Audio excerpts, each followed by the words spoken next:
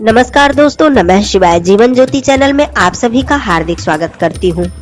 या देवी सर्वभूतेषु मातृरूपेण संस्थिता नमस्तस्यै नमस्तस्यै नमस्तस्यै नमो नमः।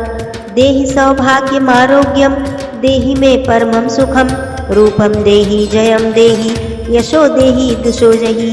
जय माता रानी। दोस्तों, मेरे सभी भाई बहनों को गुप्त नवरात्रि की हार्दिक शुभकामनाएं। आज की वीडियो में आप सभी लोग श्रवण करेंगे गुप्त नवरात्रि की कथा। दोस्तों, वर्ष में 4 नवरात्रि आती है, 2 प्रकट नवरात्रि और 2 गुप्त नवरात्रि। जिस प्रकार प्रकट नवरात्रि में हम माता के 9 स्वरूपों की पूजा करते हैं, उसी प्रकार गुप्त नवरात्रि में हम 10 महाविद्याओं की पूजा अर्चना करते हैं, जो माँ भगवती की ही 10 महाशक्तियां हैं। यह महाविद्याएं हैं माँ काली, माँ तारा, माँ छिन्नमस्ता, माँ त्रिपुर सुंदरी, माँ भुवनेश्वरी, माँ त्रिपुर भैरवी, माँ धूमावती, माँ बंगलामुखी, माँ मातंगी और माँ कमला।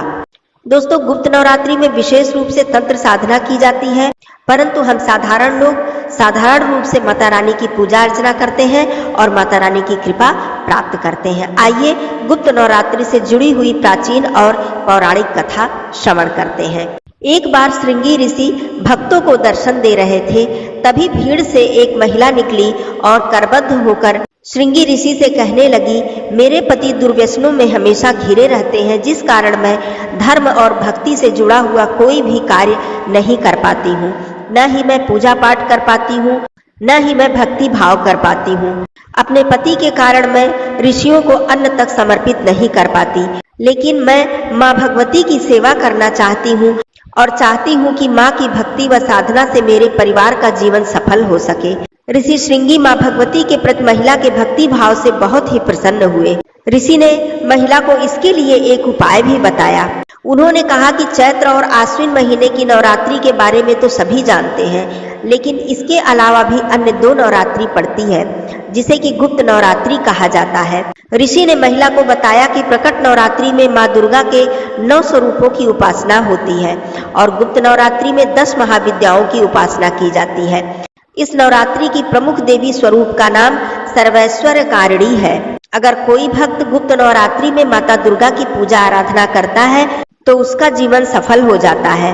ऋषि श्रृंगी आगे कहते हैं कि लोभी, कामी, व्यसनी, मांसाहारी और किसी भी कारण पूजा पाठ न कर पाने वाले भी यदि गुप्त नवरात्रि में माँ की पूजा करते हैं तो उसे फिर अन्य कुछ भी करने की आवश्यकता नहीं होती है। ऋषि श्रृंगी के बताए हुए इस उपाय का महिला ने पूर्ण श्रद्धा से पालन किया और गुप्त नवरात्रि में माता की पूजा अर्चना की। इस महिला की पूजा अर्चना से माँ प्रसन्न हुई और धीरे धीरे उसके जीवन में परिवर्तन आने लगा।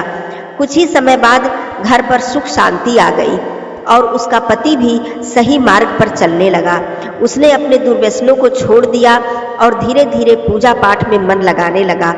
इस तरह गुप्त नवरात्रि की पूजा से महिला का जीवन पुनः खिल उठा और वह अपने पति के साथ सुखी जीवन व्यतीत करने लगी।